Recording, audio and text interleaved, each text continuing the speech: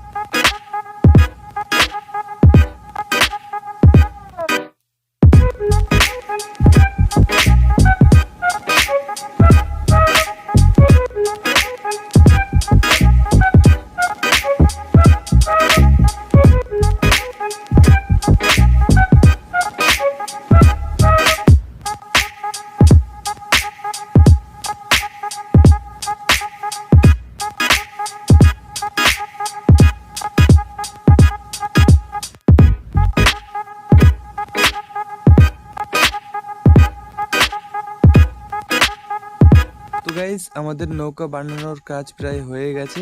তো এখন আমরা নৌকার সামনের দিকে এবং পেছনের দিকে যে হালকা গ্যাপগুলো আছে এই গ্যাপগুলো প্রাইমার মেরে জাম করে দিচ্ছি।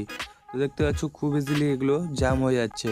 তো জাম করার পরে এই টিনগুলি আবার হাতুড়ি মেরে মুড়িয়ে দেবো। এই টিনগুলি কাটা হয়েছিল কারণ গোটা থাকলে এই টিনটি মোড়ানো যাবে না, কারণ এই টিনটি খুবই হার্ডি। সেই কারণে এই টিনটিকে এইভাবে কাটা হয়েছে যাতে খুব সহজে এটা মোড়ানো যায়। এবং মোড়ানোর পরে এখানে ওয়াশার সহ পেরেক মেরে ভালো করে এটাকে অ্যাডজাস্ট করে দিতে হবে। এবং অ্যাডজাস্ট করার পরে এই জায়গাটা ভালো করে প্রাইমার করে দিতে হবে। প্রাইমার করার ফলে এইখানে যে হালকা পাতলা গ্যাপগুলি আছে এই গ্যাপগুলি বন্ধ হয়ে যাবে। তারপর বাকি যে গ্যাপটুকু থাকবে এই গ্যাপটুকু এমসিল দিয়ে বন্ধ করে দেওয়া হচ্ছে। তোমরা চাইলে এমসিলের জায়গায় গালা বা পটিনও ইউজ করতে পারো। তো গাইজ, এই হচ্ছে আমাদের নৌকা। তো এই নৌকাটা যদি আমাদের কাছ থেকে বানাও তাহলে টোটাল 4000 টাকা খরচ পড়বে, এবং তোমরা যদি নিজেরাই বাড়িতে বানাও তাহলে টোটাল 3000 টাকার মধ্যে কমপ্লিট হয়ে যাবে। তো এই হচ্ছে আজকের নৌকা বানানো ফুল ভিডিও। তো ভিডিওটি কেমন লাগলো অবশ্যই কমেন্ট করে জানাবে। যদি ভালো লাগে তো ভিডিওটিতে অবশ্যই একটা লাইক করে দিও, আর চ্যানেলে নতুন হয়ে থাকলে অবশ্যই সাবস্ক্রাইব করে দিও।